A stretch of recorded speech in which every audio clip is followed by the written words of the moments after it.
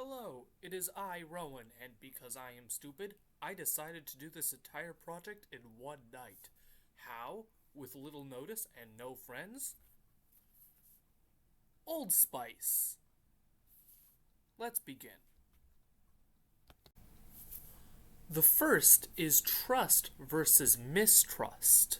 This is affected mostly by the mother, supposedly, and it is affecting infants. Here we can see a good example of trust in a trust fall, a regular game that you play with your average baby.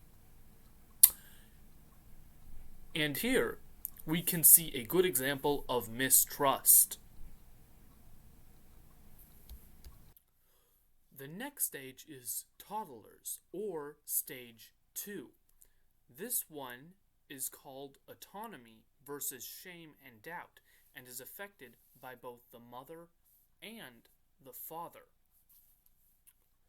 This stage is when the child starts to discover that it can manipulate the environment around it by playing with toys, putting on clothes, and hopefully potty training. Hopefully.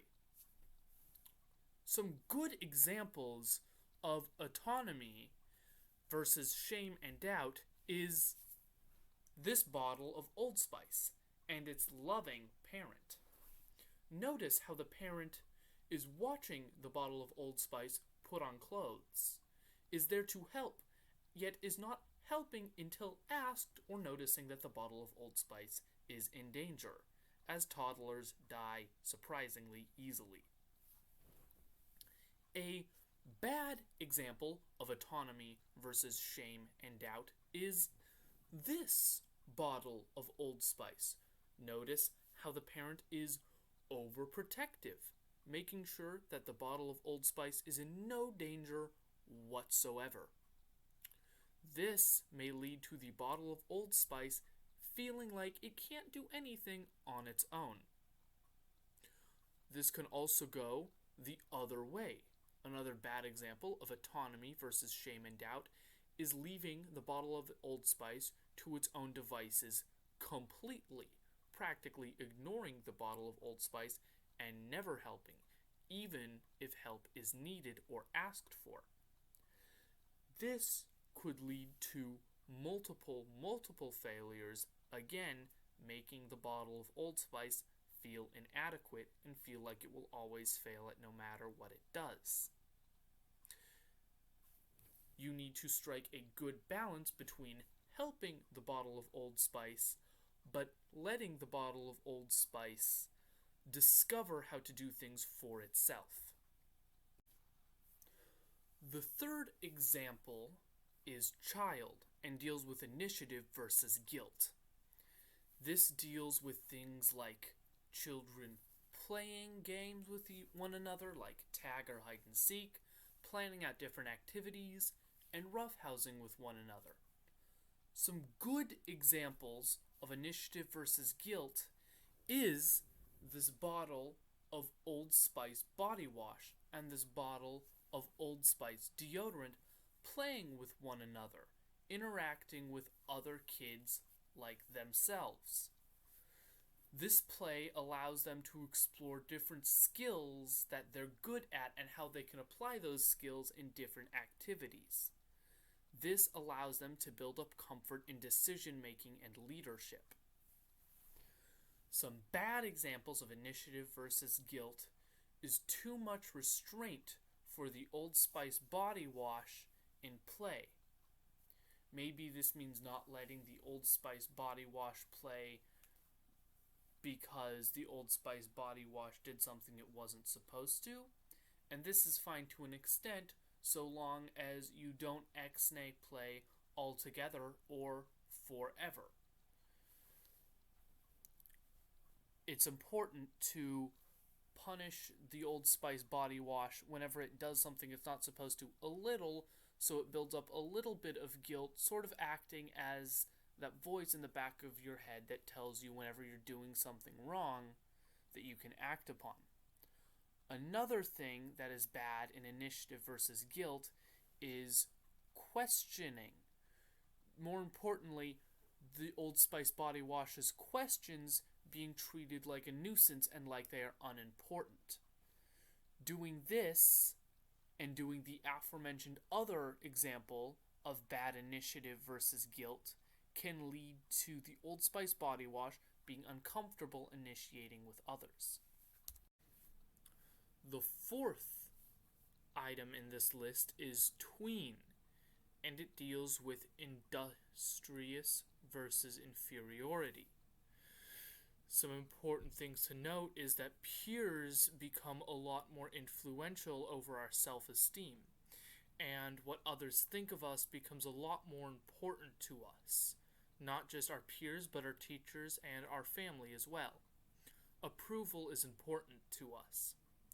Some good examples of industry versus inferiority are this bottle of Old Spice Odor Blocker body wash. It feels industrious and competent and starts to have a good feeling in their ability to achieve goals. As for bad industry versus inferiority, may give you a feeling of inferiority and doubt in your potential, leading to you putting in less effort because you don't think you can put in as much effort to begin with. A little bit of this is good just for a little bit of modesty. Again, much like 3 and 2, you have to strike a bit of a balance. More good is better, but just a little bit of bad is good. Part 5. This marks the past of the halfway mark in our presentation. And it marks teenagers. It's fun being one. Teenagers go through identity versus role confusion, and it is most affected by our peers and our role models. It has to do with us discovering our identities, our beliefs, and our goals, us carving a path in our future, and us starting to understand our sexual feelings as certain things start to rise up from chest, and we learned this in sex ed. Whew. Some good examples of identity versus role confusion are being able to commit to others even if their ideals are different, being able to explore many different paths in your future, maybe art or sports, being able to see what you gel with and what group you might want to be a part of. Some bad examples of identity versus role confusion is if someone else forces you to try to gel into a topic or hobby that you might not be too into. And this will often have the opposite effect where they will end up hating whatever you're trying to force them to be a part of. This may have the effect of role confusion. When they didn't have a time to figure out roles for themselves, later on they'll feel like there's no place for them in society because everyone else seems to magically have found their place. Next up, good old-fashioned 666. We enter into the stage of our life where we become a young adult, and intimacy and isolation is at the forefront of our actions. We start to try and form intimate relationships with other people, almost family-like. If we succeed in this, we may find a sense of happiness, commitment, safety, and care, being that we have someone to fall back on in times of need and someone to be there for us to make us a little happier. But if we don't succeed, we'll feel isolated, lonely, or depressed. So, Next up, we hit middle age, number 7, and generativity versus stagnation. In this part of our life, we aim to try and make a mark on life that will last past our death. If we succeed in this, we can feel like we're part of society, like we made a lasting mark in helping. Ways we can succeed in this is by working, putting effort into raising our kids, and participating in community so that we can feel like we are a part of it. If we don't do this, we can feel shallow, stagnant, and we can feel detached from our community, feeling like we don't last past our death. Nearing the end of our life, hopefully not developing a fear of death along the way, we reach Part 8, Old Age, and Integrity versus Despair. We begin to look back on our life and our accomplishments, trying to see whether or not we feel we've had a successful life. If we have had a successful life, we'll begin to slow down and explore life, taking in what little life we have left, how not morbid, and if we feel we've had a bad experience with life, we'll feel dissatisfied with our life and maybe wish we could go back. Have a good death.